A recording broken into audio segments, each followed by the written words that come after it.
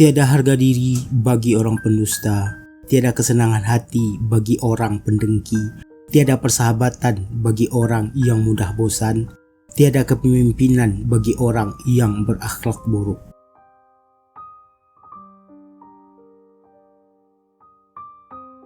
Jagalah dirimu dari larangan Allah, niscaya kau menjadi hamba yang baik.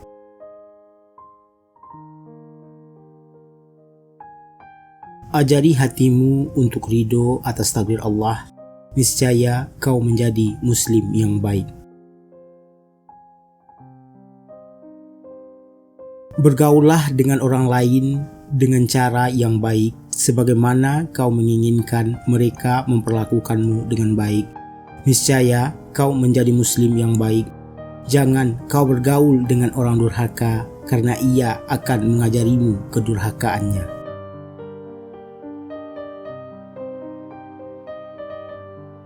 Bermusyawarahlah dengan orang yang takut kepada Allah untuk memberi pertimbangan dalam putusanmu.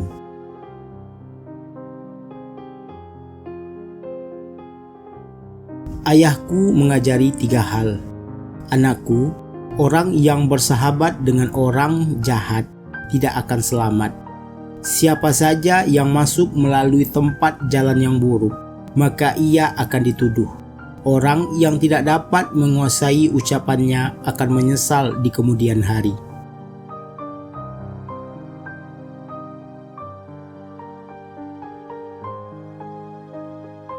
Tiada bekal yang lebih baik dari takwa dan tiada perkara yang lebih baik dari menahan ucapan.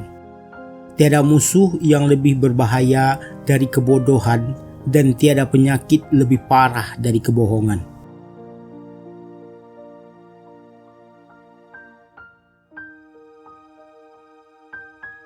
Bila kalian mendengar ucapan dari seorang muslim, maka artikanlah dengan anggapan yang baik sehingga bila kalian tidak menemukan alasan yang baik untuk ucapan ini, maka sesalilah diri kalian.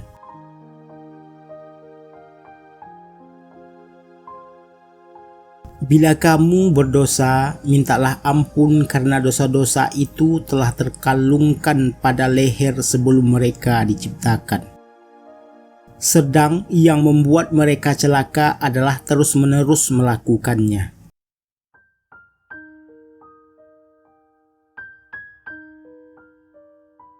Allah telah memerintahkan kepada dunia, "Wahai dunia, layanilah siapa saja yang melayaniku dan susahkanlah siapapun yang melayanimu."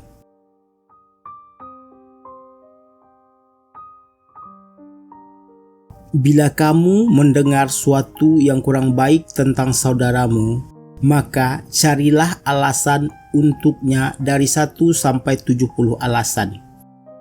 Kalau kamu belum mendapatkannya, maka katakanlah, bisa jadi ia memiliki alasan yang tidak aku ketahui. Nasihat tersebut menunjukkan bahwa kita harus selalu berprasangka baik terhadap saudara kita.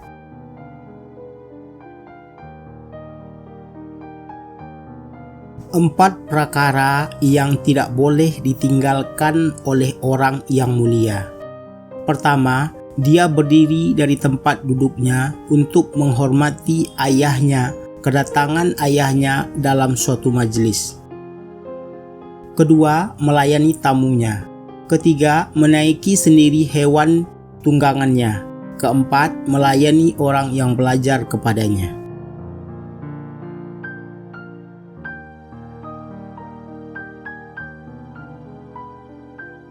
Kebaikan tidak akan menjadi sempurna kecuali dengan 3 perkara ini. Pertama, memandang kebaikan yang kita lakukan sedikit.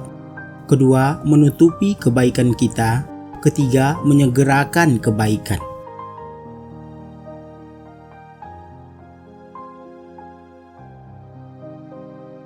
Orang yang benar-benar mengingat Allah adalah orang yang taat kepadanya.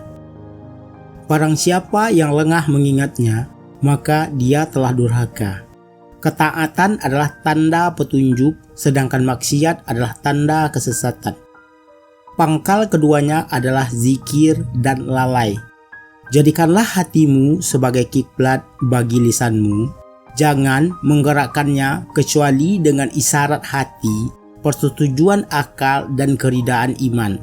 Allah Maha mengetahui semua yang tersembunyi dan terlihat darimu.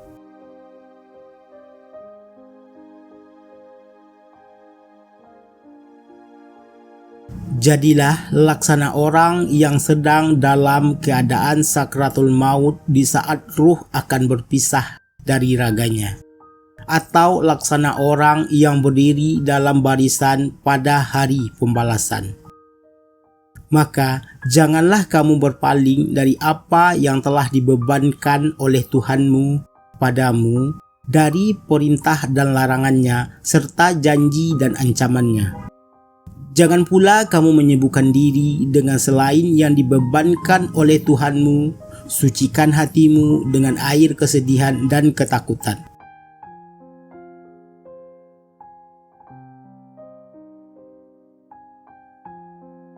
Jadikanlah zikrullah atau mengingat Allah itu dikarenakan dia selalu mengingatmu. Dia ingat kepadamu tetapi dia tidak membutuhkanmu. Ingatnya kepadamu itu lebih mulia, lebih diharapkan, lebih terpuji dan lebih sempurna daripada ingatanmu padanya. Bahkan lebih dahulu darimu. Makrifatmu, bahkan dia selalu mengingatmu, akan mewariskan kerendahan hati, rasa malu dan kehancuran. Dari sinilah lahir pandangan akan kemuliaannya dan karunia-Nya yang lalu. Ketaatanmu tidak memiliki nilai sama sekali di hadapan keagungan-Nya. Meskipun kamu telah banyak berbuat kebaikan, kamu tulus mengharapkan keridaan-Nya.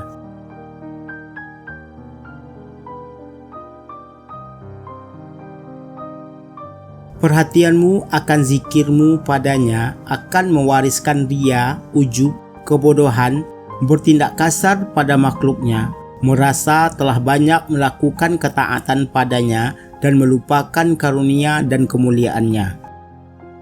Tak ada yang bertambah pada dirimu kecuali menjadikanmu jauh dari Allah. Kamu tidak mendapatkan sesuatu pun dari perjalanan waktu ini kecuali ketakutan.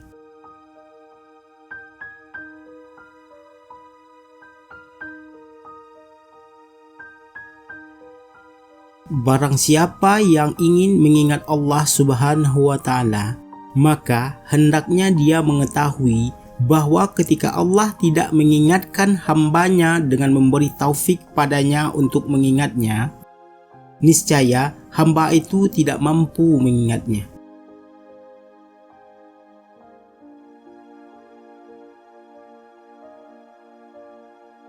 Sedekah itu wajib dilakukan setiap anggota tubuhmu, untuk setiap helai rambutmu, dan untuk setiap saat dalam hidupmu.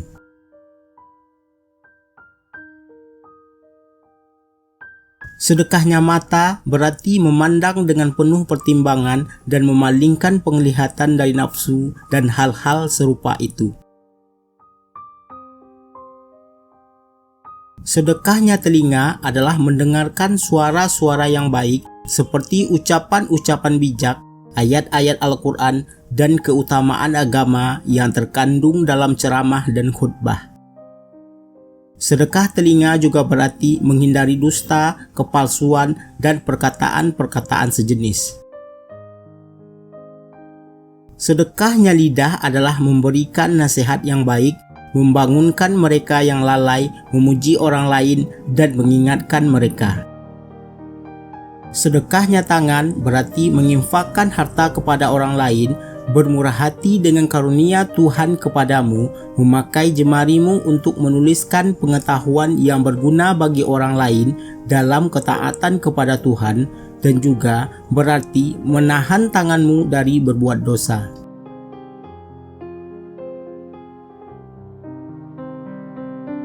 Sedekahnya kaki berarti bergegas mengunjungi orang-orang saleh, menghadiri majelis-majelis ilmu, mendamaikan orang, menyambung silaturahmi, melaksanakan jihad, dan melakukan perbuatan-perbuatan yang menenteramkan hatimu dan memperkuat imanmu.